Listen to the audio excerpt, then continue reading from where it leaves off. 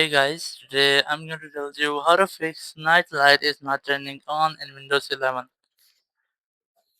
If you're using Windows 11 and you're facing the issue that in your PC your night light is not turning on, so let's see some possible fixes for this.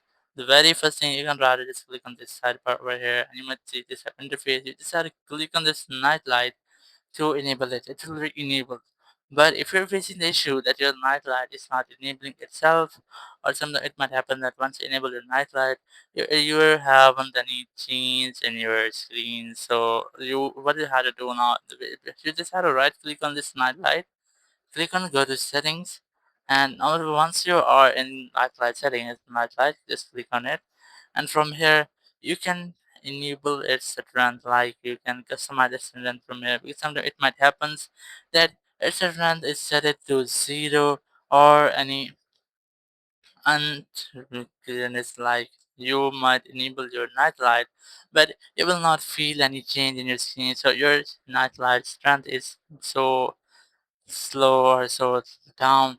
You can maximize it or you can also set it up to your preference. Once you have done, your issue will be fixed and you will not get this issue again. Thank you very much for watching the video. Until next video, bye bye.